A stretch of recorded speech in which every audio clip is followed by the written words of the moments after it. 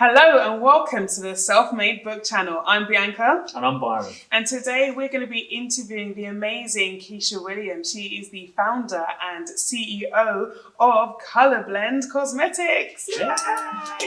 And you know what's really interesting about this interview is we tried to do this interview via Skype and we had some Wi-Fi drama. Technical problems. So we had to say, Kesha, you need to come and meet us in person and we're going to really do a great proper opportunity. interview. To talk to you properly. So, welcome. Thank Kesha, you. Thank you so much for coming Thank today. you for having me. You're very welcome. So tell us first of all a bit about who you are and tell us about your business. Okay, so I'm Kesha Williams. I have a cosmetic brand called ColorBlend Makeup, which is an award-winning, brown girl-friendly cosmetic brand. We cater to all skin tones, but we tailor our marketing to people, women of colour, who are often overlooked even, and underrepresented in the beauty industry. So we cater to all, but we focus a lot on women of colour. And how did you, or why did you decide to create that brand? Is that your background? Yes, so I used to be a makeup artist many years ago. So I used to work in concessions in department stores, and I got quite bored actually, to be fair. So makeup is what I started with, and then I ventured out of boredom to admin and security, so many different areas. But while I was doing makeup, I used to do friends and family from home. We always just used to have basic fashion fare, basic MAC cosmetics. Not that MAC is basic, but there wasn't really a range for people to choose from. So back then, when I was younger, I kind of knew that there was a lack of cosmetics for women of colour back then. So I put that in the back of my mind, went on to do my other jobs and stuff. And then fast forward maybe a decade, I decided to create ColorBlend because in the first instance, I got made redundant on maternity leave. So that's not what the plan was at all. So I sat at home with this baby and I thought, I need to find a job. I need to find a new job ASAP before maternity leave is over. And I couldn't get a job. And I thought, how comes? So I decided to go to uni for the first time. And that was when my son was about 10 weeks. Sorry, 10 months old. Okay. About 10 months old. So I went to uni to study business. And during that time, it was in central London that I used to come to. So I live in South London. Okay. So rushing back from uni to the nursery and back and forth, very tiring. So in year 2 of uni, I thought, once I graduate, am I really going to get a graduate job and still do the same thing? Rush from work to the school. I don't want to do that. Yeah. So I thought, you're going to have to start a business. What is your business going to be? And I thought, okay, I used to like doing makeup. Let's go back to those years where I liked to do that. But then I realised as well that being a makeup artist can be long hours and the weekends and on set and what have you. And essentially, I'm still away from my son, which is what I didn't want to do, considering I've been doing this degree and spending a lot of time away from him. So I thought, okay, if you can't do the makeup, try and make the makeup. And that's what happened. So in year 2, alongside my studies, I was kind of Googling and researching manufacturers and what was needed to get started. And what year was this? So this was 2014. Okay. 2014. So you were kind of ahead of the curve, really, because I guess there's lots of brands or people out there now. Recent boom, Recently, there's a boom in the kind of number of niche cosmetic brands and independent brands. Yeah. You were kind of ahead of that curve. I was and I wasn't. Okay. So why I say I wasn't is because when I got the first product was the palette, and that got delivered to me at home in a box of about 100. Yeah. And every day I opened the box and looked at the palette and said, oh my God, they're so lovely. And I closed the box and did nothing. I did nothing for months. I did nothing because I was scared. Okay. And so you went to all the effort of making the product. The product was delivered, and then you just opened the box. Thought amazing. Every day, oh my God, I've got this thing. I've got these products. Okay. And just did nothing because I thought I'm going to fail. It's going to be criticised. It's going to be a nightmare. They're not going to like it. Close the box. And I did that for some time. And at the point I was looking for mentors, and I found a guy, and he'd said to me, you know, you've already got them, you know, you might as well just give them out now, you know, and see what happens. What's the worst that can happen? You're not going to die. And that's kind of what stuck with me. You're not going to die, so just do it. Yeah. So I started sending them out to vloggers and makeup artists and what have you. And the reception was really good. It was really good. And then I thought, oh, you know, what have you been worrying about? It's good stuff. But it took for others to say, it's good, Kesha. It wasn't like I said it, you know. I knew it was good, but there You was use that external something- validation. So, basically. so there's others out there, other entrepreneurs trying to follow in your footsteps and create this type of brand or product or service who have that issue or have that fear of starting. What advice would you say? Or would you Just start. Because, firstly, what is the worst that can happen? You won't know what can happen until you try. And secondly, you've taken time and effort and energy, research to do nothing is silly. So you might as well go ahead. What can you lose? What is there to lose? So any entrepreneur that doesn't want to start, and I have friends and people that say to me, oh, I don't know, just do it. Because almost 3 years on, I think we've done quite well. We've done a few things and a few events, and they've always proved to be really successful. And I would never have known that if I just kept closing that box and just you know, I'm not going to do it. So give us some of your highlights in business so far with the brand.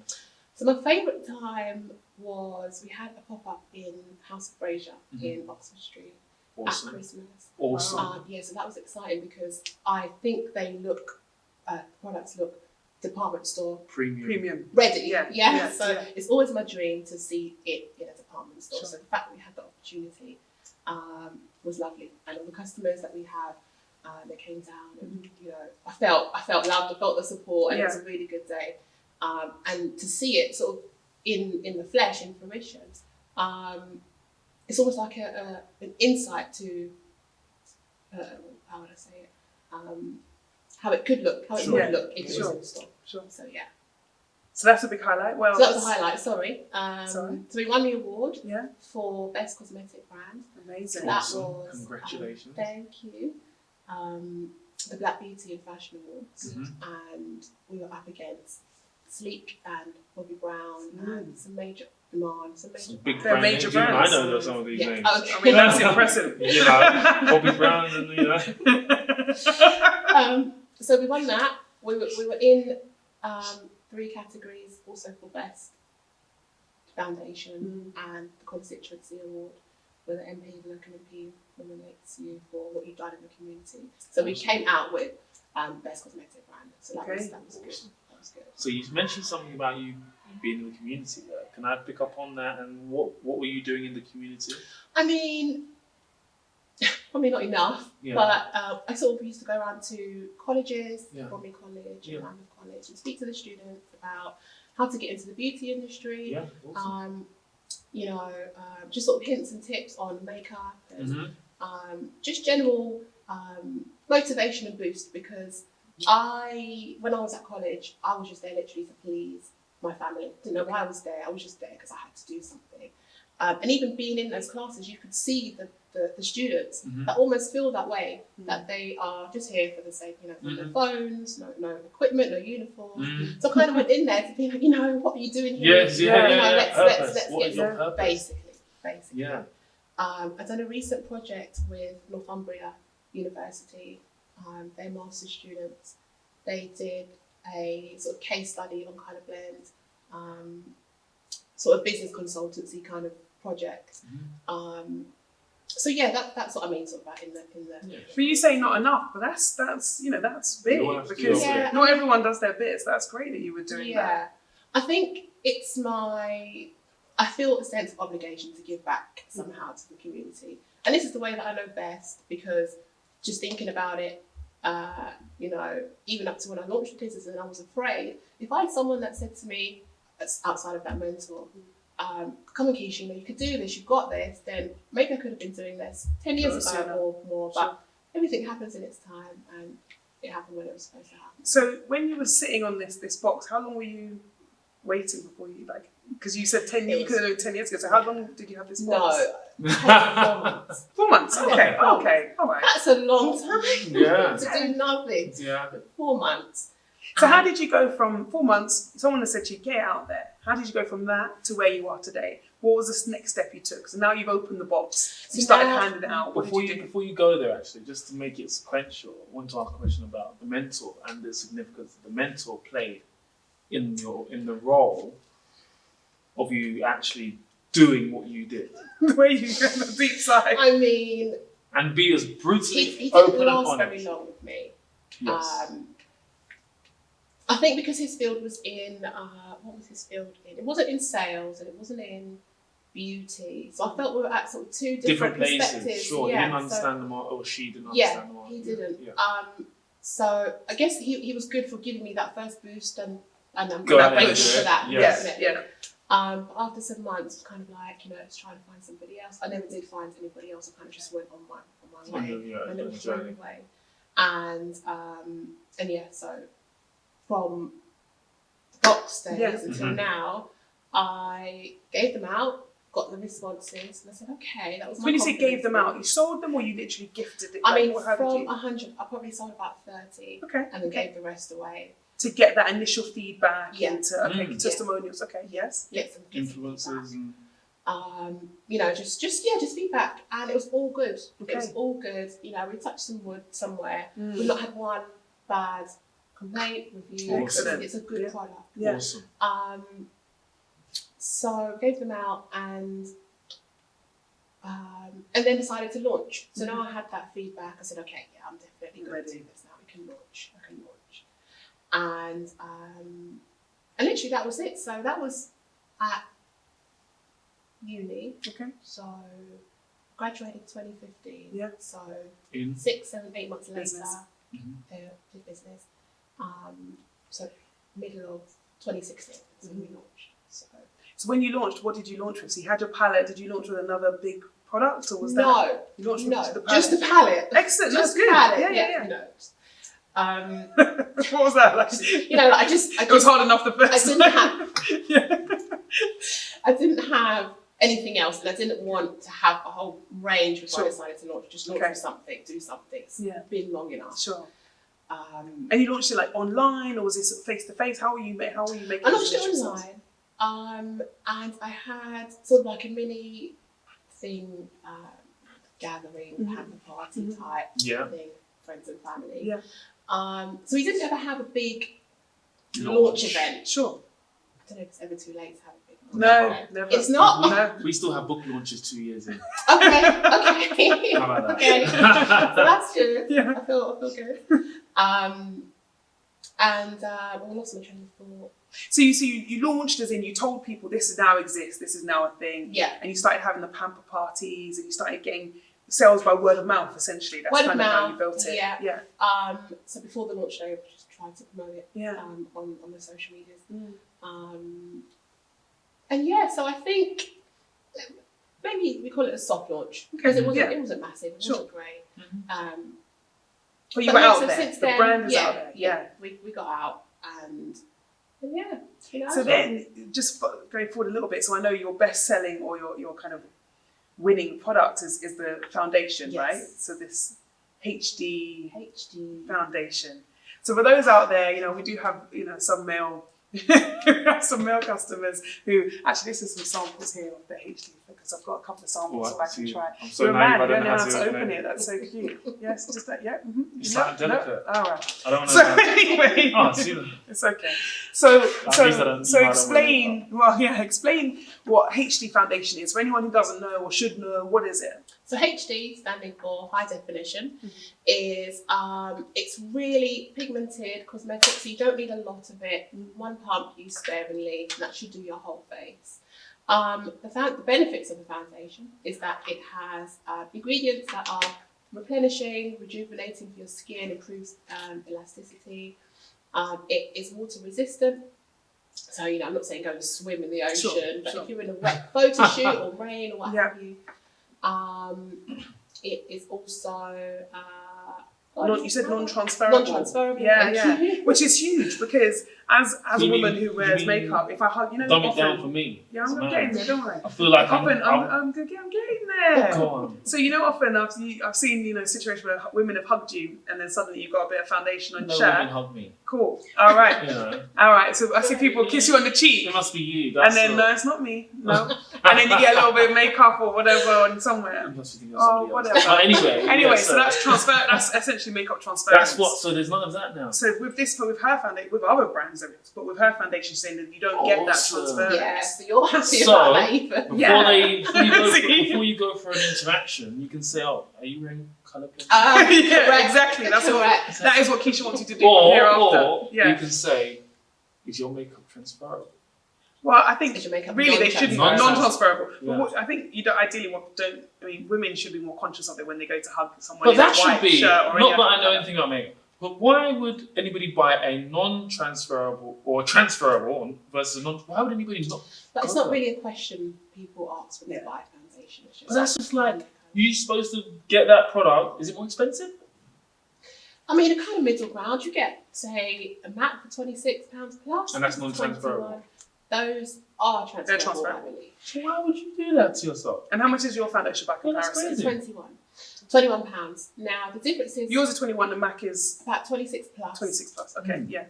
Awesome. These are the you haven't actually got a bottle, but they're 20 mils, so they're smaller than your average foundation bottle. But you're going to use less than your average foundation bottle, so it's kind of probably going to last you the same level of time. But yeah, nobody asks if they're. So that's not when you go to the shop and you're talking about makeup. It's not one of the things. I think most women are used to their makeup potentially transferring. Yeah.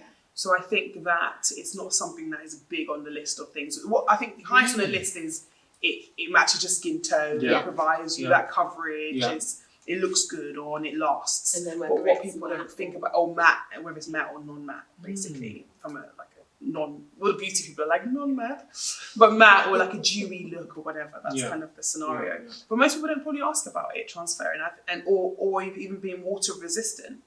Yeah. But actually, those are really important selling points because it is. So if you cry, because I've seen this, I'm like talking men questions here. So I've seen where some women cry and it affects their makeup and it or they're trying to stop the tear from high above to stop it from coming down. So it's not going to do that. So it's not going to run and leave you streaky. This is revolutionary. Oh my god! I just can't believe. I just don't understand why you would not get that as a mandatory item in your makeup kit.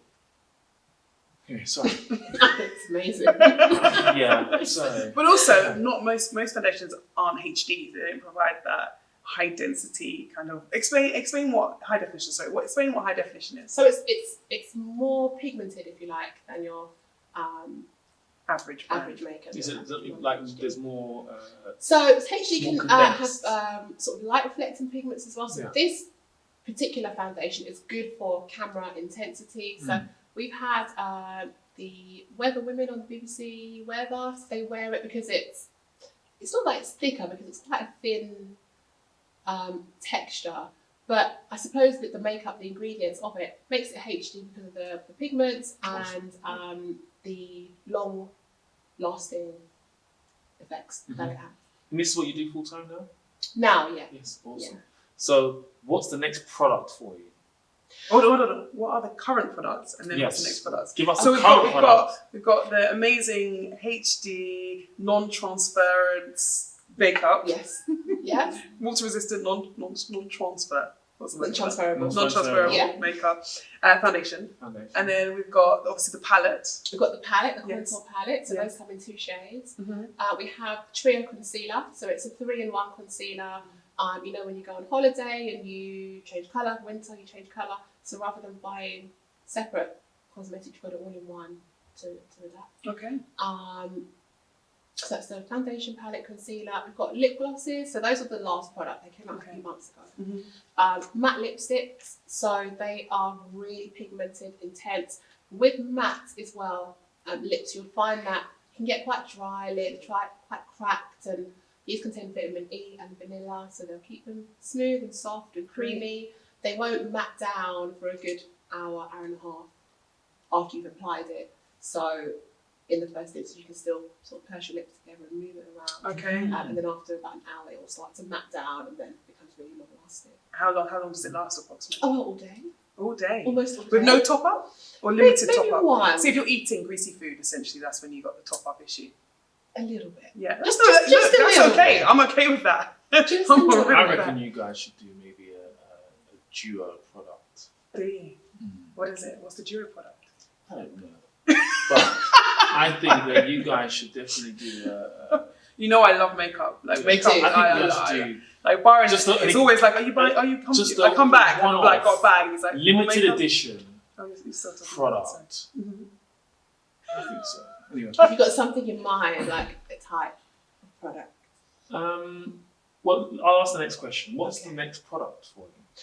Well, as you asked before, a lot of people are asking for powder. Okay. I see powder as more of a necessity than rather something that's really kind of exciting, and I want to bring that out. So I think powder's like a staple, so probably powder. Yeah. But I'm thinking of something more As in a powder foundation or just like a setting powder? like a setting powder Okay, put on top of the foundation. Okay. With the brand being called ColorBlend, I wanted to incorporate more colour because practically everything we have is your sort of your staple for your makeup bags. Maybe some eyeshadow palettes now, really vibrant.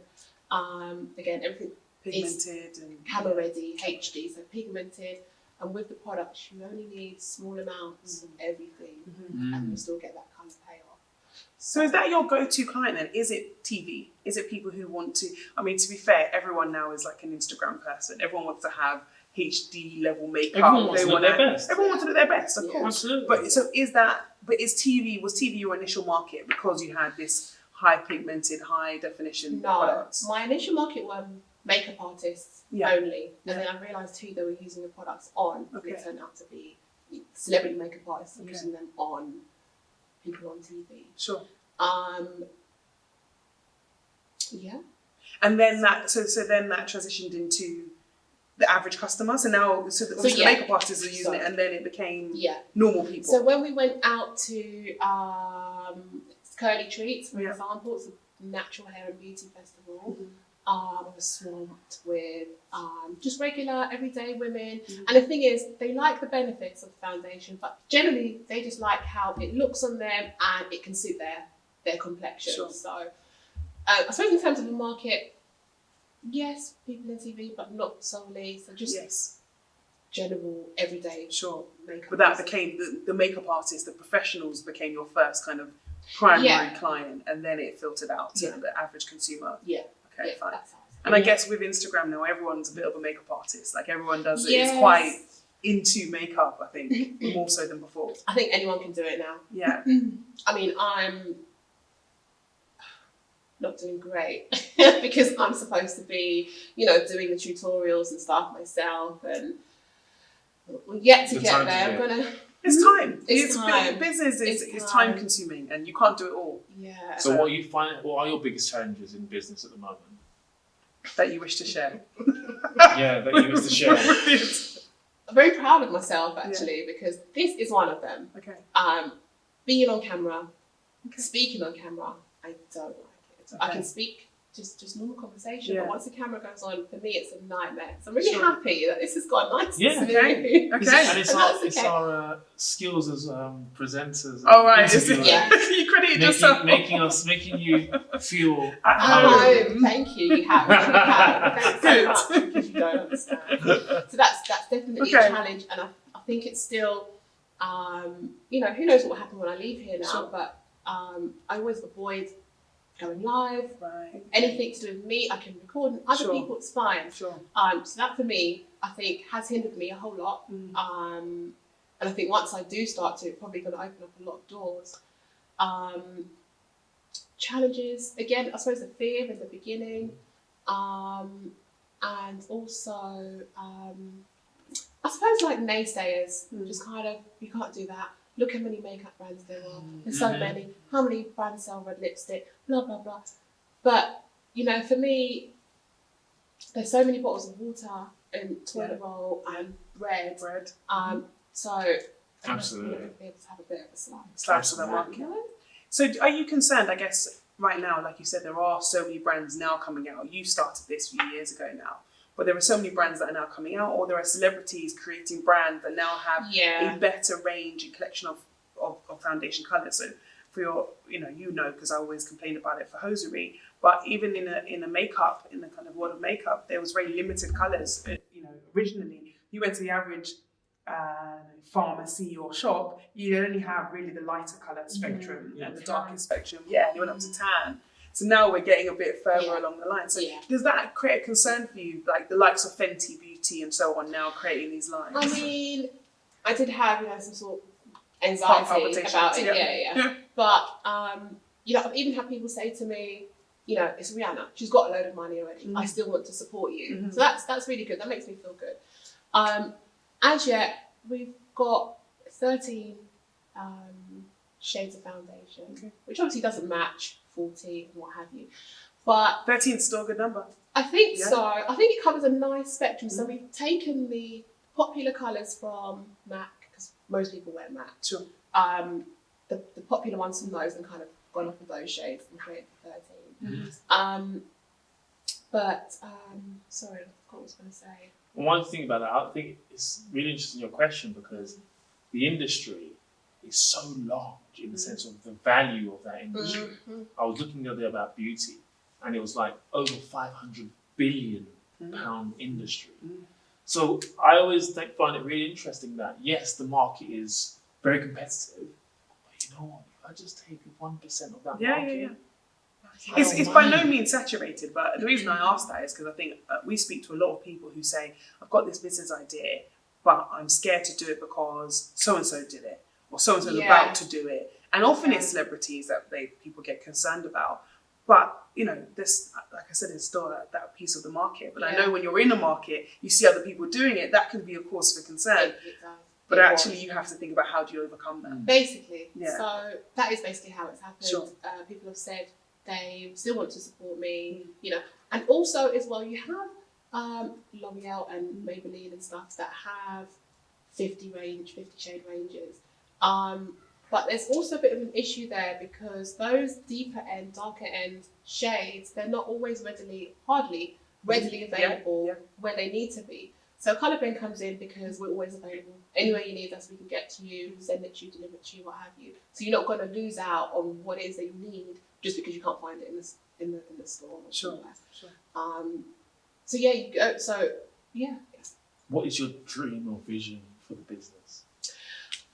I'd love to see it in a department store, Selfridges or something like that. But also, I want to look at helping others, how I can incorporate others into ColorBlend. So I'm thinking something along the lines of makeup artists, maybe going back to the colleges, getting those budding makeup artists and giving them training, or just bringing them onto set so they can shadow and just see how it works, or an agency where they can go and work for themselves, and something along those lines.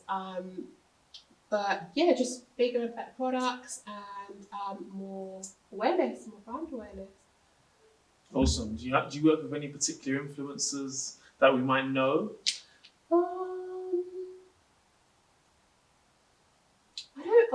don't know. We've got a lot of micro influencers. Do you when you approach these people to promote your product, do you look at their statistics, or do you look at how many their analytics and their followers? Sometimes, no, a lot of the time. A lot of the time, if I'm honest. But also, I look at how people have engaged with whatever's been posted. Because I noticed that sometimes you can have a lot of likes or what have you. But there's no one really saying, it's a good product, or where'd you get it from, or so those are what I look for when I'm trying to work with somebody. So I get those influencers that want to do it, micro influencers that just want to do it. Yeah, I've heard about it. Sounds really good. Just do it. And you get those that are like, I charge this hefty fee. And even so, I'm probably going to post you alongside 10 other makeup brands. No loyalty. Basically. Crazy. So I tend to go for the micro influencers, and in time it will filter out and get really does. So I don't think that's a bad thing. I think it's interesting you said it kind of like, and then in time, but actually we find the micro-influencers are probably more influential than the large people with the large following, because the following seems to be more receptive and more... I think the larger your following is, the more, not in all cases, but in... the less engaged. Yeah, exactly. Yeah. Your message becomes diluted. Yeah. People start... I usually call it a self-fulfilling prophecy. People start following for following's sake. Yeah. And your audience becomes diluted, and they're not actually that interested in what you're actually doing. So in our experiences with various different things that we've been doing, we've definitely the micro-influencers are, let's say, the way forward. But it's definitely... It's a good strategy. It's a good strategy. So absolutely, message to anyone out there looking for influencers. Check their stats first of all. Yes. You want to see the analytics, but sometimes less is more. Yeah. Less is more for sure. I'm glad. Is there anyone that you want to work with? Let's put it out there. Celebrity wise, or let's put it out there. We're going to rewind this and come back to it. Give us two. Two celebrities I'd like to work with. Kelly Rowland would be nice. She's a UK based. No, Rihanna's the one you're thinking of. No, there's another one. I know you're thinking of Eve. Oh yeah, Eve. Yeah, she's not UK based. Short hair. Is that what it was? Look. All right. All right. Kelly Rowland. Yeah, apparently, she's in the UK. Kelly Rowland. So Kelly Rowland, and let's say Michelle Obama. Oh right, you said Michelle, like it was. Oh my God, Kelly and Michelle was an angel. Sorry, that would be lovely. All right, okay. Give us someone in the UK. Someone in the UK. Let's see. Shouldn't take too long to think about this. It's taking too long. So when you're on the spot, right, you suddenly think, who lives in the UK? And then when you leave here, you're like, oh, what did I say? That one. Can this be edited? No, we're leaving it live. Are you serious? Okay. We don't edit our content. Alicia Dixon. Okay. Awesome. So yeah, I should have remembered that actually. I didn't just think of that now. That's been a thing. Why is that a thing? Because she is a Londoner. Okay. As a mum. Yeah. She is a woman of colour, so perfect for the cosmetic. She also does Debenhams Beauty, so she's into beauty, cosmetics. I used to love Mystique. So okay. And you were dancing in my home. Okay, go on. And I just think she'd be a good face. Yeah. Awesome. I think she'd be a good face. Have you tried to reach out to her? I have. Yeah. DM. Oh, it's probably not the way forward, but that DM remains unread. Okay. Yeah. Can you imagine how many DMs she probably gets?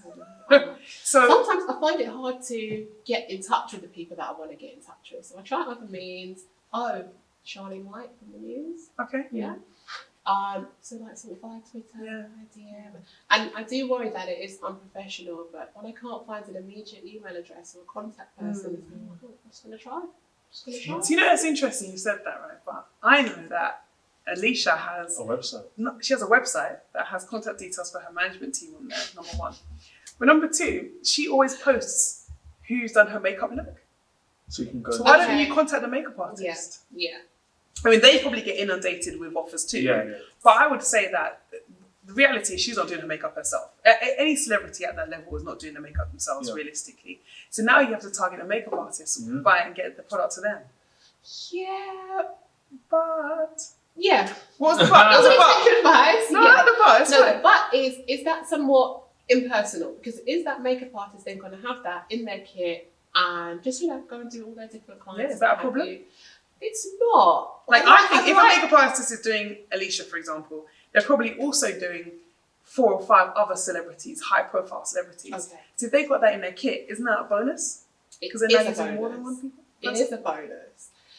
I suppose I'm looking for something more personal, maybe. Okay. You want them to talk about your product, or you just want them to use your or use it and know that it's from ColorBlend and not just a product that the makeup artist is using on them. Okay. If that makes sense. Yeah, no. So you want it for their own personal use almost. Almost. Are you expecting them to talk about it, or are you just expecting them to use it and try It'd just it? be nice if they could use it. Okay. At least talking would be bonus. It'd be amazing. But just Okay. to know that they had some ColorBlends in their bathroom, in their house, is good enough for me. Really? Okay. All right. Love it. Love it. Love it. So really, we need like an action plan now. We need an action plan. See, she can Any tell action she's in like. I'm in like action. Consultancy, I'm in mentoring mode right here. mentoring. Let's get your business into all the retailers. Sit down with me. Yeah. Because realistically, this is not just for you, but anyone who's watching. Mhm. I think if you're thinking about trying to get your items to a celebrity, getting it to the celebrity is a nightmare, because in the most part they don't respond to DMs. They get an influx of comments and DMs all the time. I don't think they read them all, and even if they do, what's the percentage of response? So now you have to think, how else do I get it to them?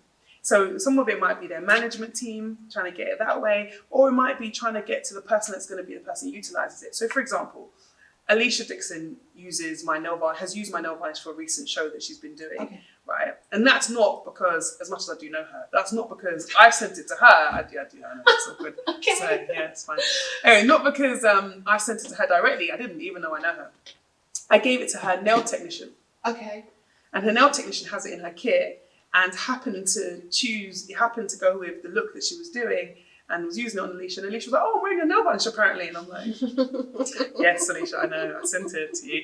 And that's the reality is sometimes it's not about the connection you have with that person directly. It's the team, the experts around them who are using the products, because they have to like it. So even if you send it to Alicia, again as an example, she might like the product, but it doesn't mean her makeup team are going to use it. Yeah. Because the makeup team are going to use what they think is going to make their makeup look the best. Okay. Does that make sense?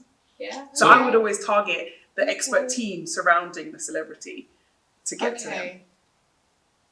And that's not that hard to find in the most part, I think. Yeah. A lot of them are there. Yeah, Looking hard enough. I'm going to tell you, off screen, I'm going to tell you about an event that's happening soon that I think will be good for you. But we'll talk about it. I think I know what it is. See you. Is it on a Saturday? It is on a Saturday. No. Okay. Something to do with Kelly Rowland. Oh. Okay. But it's important that you think about who everyone, think about who you want to get these things to, and have a plan, because it's hard, but it's not impossible to get a brand into the hands of the people you want to get into. Somehow. Yeah. It's like, how? You know who I've noticed has been really good at it, and this is like random because it shows you who I follow on Instagram, but anyway, whatever.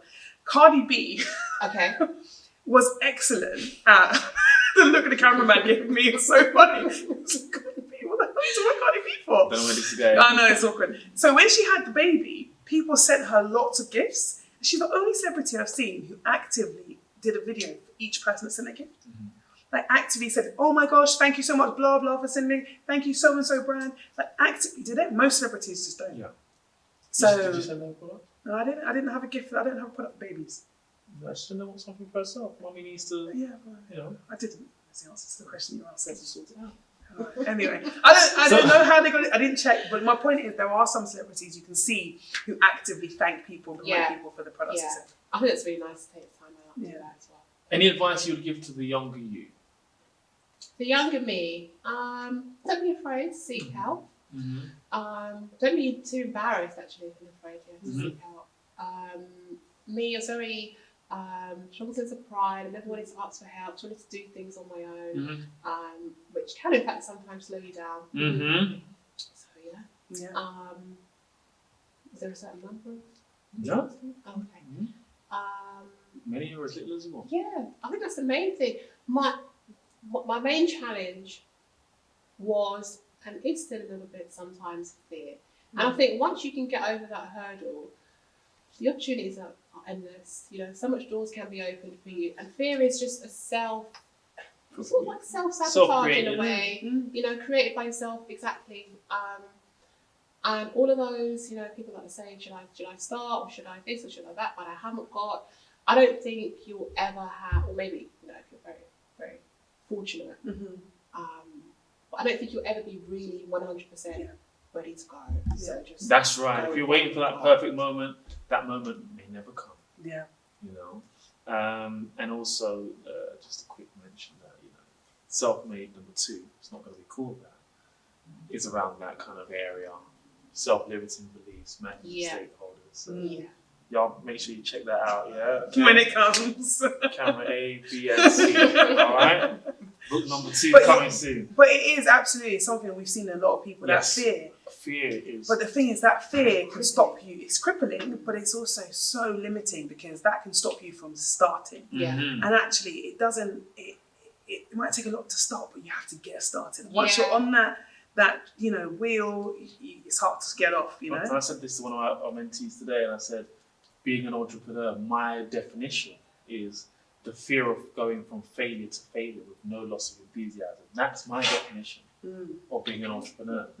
And essentially, fail fast, fail cheap. You're going to fail at some point doing various tasks or along your journey, road bumps, whatever. But that is it. You're going to face failure during your journey. Let's fail fast. Let's fail cheap. Let's keep going. Let's keep going. You know? So, do you know that definition of entrepreneurship that I read, the textbook definition? I want to ask you, do you consider yourself an entrepreneur, first of all? Yeah, I suppose so. So, you know the definition, the official title of an entrepreneur is someone that starts and creates businesses and takes financial risk. Okay. That's the definition. Okay. Textbook definition. And I was like, it's quite interesting. Because It takes personal financial risk of yours or something, doesn't it? Yeah. You're taking financial risk. So Yeah. I thought it was quite interesting. So great that you consider yourself an entrepreneur. But my question to you is, how would you define entrepreneurship in your own way? I just suppose just somebody who's, you say businesses, so I suppose. Maybe Business. It's business or businesses. Yeah, just someone that just gets up and creates a business, simply. Maybe not without help or support or funding, but ultimately make something happen, come to fruition. That's how I see it. Awesome. Financial risk. Where can people find your products? Where can they purchase? So online, Yeah. ColorBlendMakeup.com. Yeah. ColorBlend hasn't got a U. And Instagram, ColorBlend Makeup, Twitter, ColorBlend UK, and Facebook, ColorBlend Makeup. We'll put the links in the description. Thank Don't worry you. about that. So we'll put the links in the description so you have all the contact details so they can reach you. Maybe we can we ask maybe for a cheeky discount for our viewers, maybe? Absolutely. Yeah, we like to look after you guys. Whatever you can do. We won't put you on the... Let us know. We'll add it to the bottom of the video, so you don't have to do it now. Little promo code for our wonderful audience. Yes, if you could do that. Self-made 10. Self-made 10. Does that mean it's 10%? 10%. Woo!